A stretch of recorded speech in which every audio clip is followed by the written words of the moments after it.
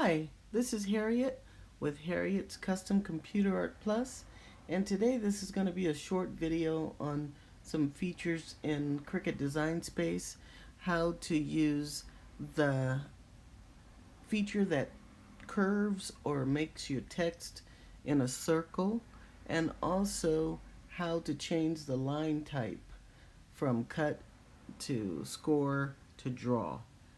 They've made it a lot easier. Okay, let's begin.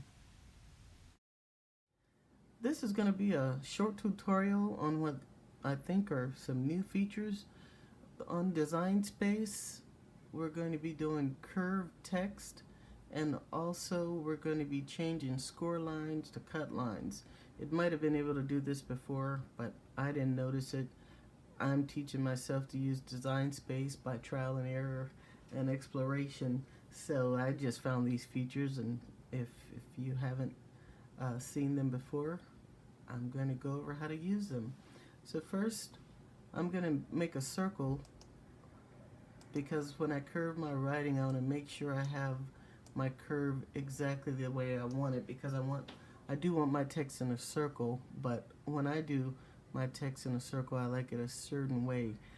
Rather than typing the whole sentence or the whole phrase that I want in a circle, I cut it in half basically, so that otherwise, if you didn't do that, the part of the wording would be upside down. But I like for it to all be readable and all going in the same direction. So I'm going to change this first to a color that's easier to see.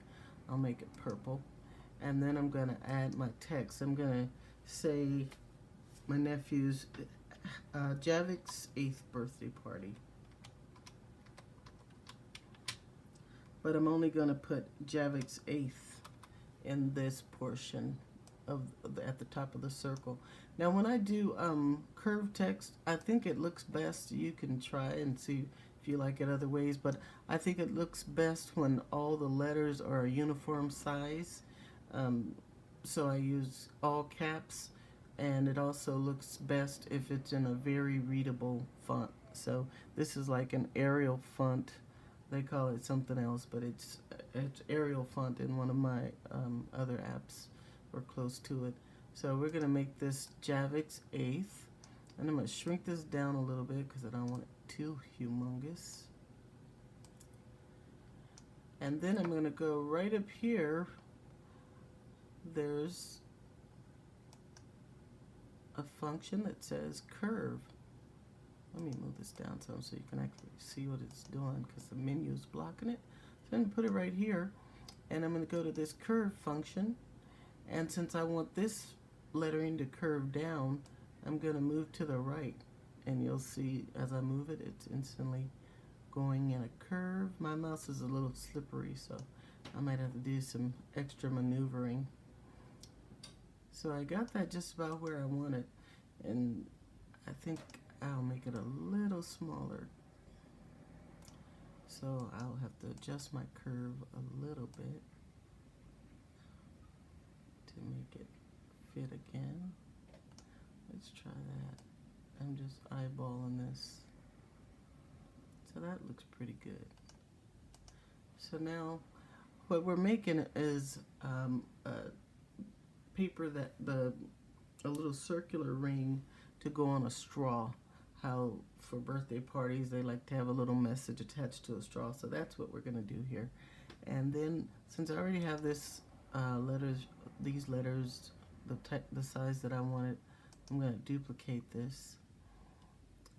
And since it's so hard to isolate when all these different items are so close together, I'm just going to move that purple circle and that over so that I can concentrate on this portion. And I'm going to double click this and change this to birthday party. Sometimes it takes more than a double click, as you can see. Not sure why. I think that's possibly a glitch in the program. Alright, finally. And I'm going to change this to birthday party.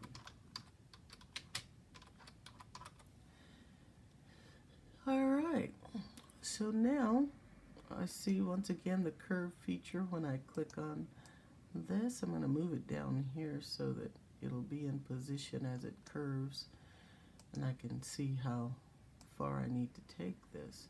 So I'm just going, since I want it to curve up this time, I'm taking my arrow or my slider to the left.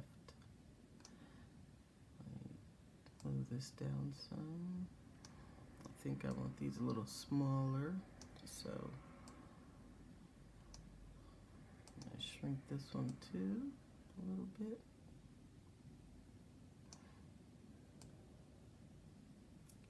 And then I'm gonna readjust to make sure that they're in the circular format that I want.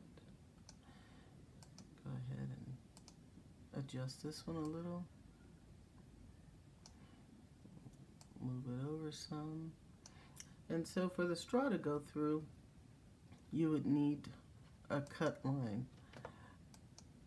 And over here, I guess you could make a square very thin, or you can take this score line, and now you can turn the score line into a cut. Any of the shapes, you can easily change them from a cut and some of them to a score. So let's try it with the square first. That might be the easiest. You'd have to unlock it so that you can take this down to a really thin line. Yeah, I think I like this better, but you can also change the score line to a cut line. Then I'm just going to duplicate this, and then I'm going to bring one down here. And that's how you make your little slide to go on your straws. Also, one note, you see how the letters are kind of spaced apart? I was trying to see if I could adjust these so that it wouldn't look like this, that everything would be lined up and pretty much spaced evenly. But when I ungrouped the word, the circular function no longer worked.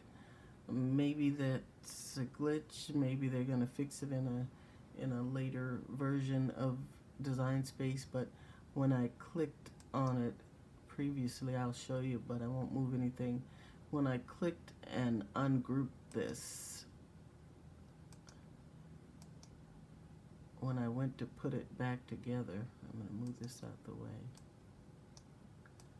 so that I can see. Here we go again with this. So when I tried to put it back together, maybe if I use the group function, maybe it'll do it. Nope. So once I put it back together, it no longer gives you the option to curve it. So don't separate it and try to reposition unless you want to do the full reposition on your own. So let's see. I'll put that there. Bring my cut lines back down.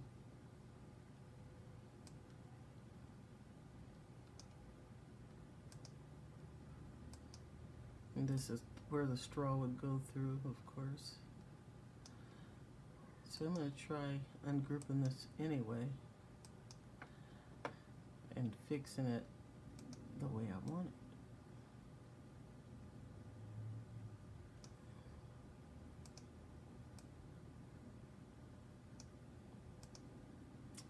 So that's how you would do it, because otherwise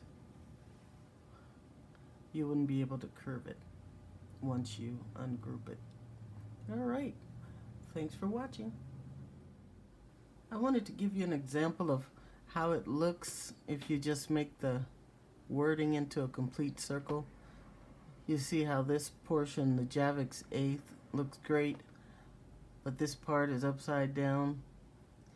And some people might like it like that, but I don't. And it also is not very clear to read, at least not in Design Space. But when it's done this way, where you break it up and put it in two halves so that this lettering is upright along with this lettering. I think it looks better.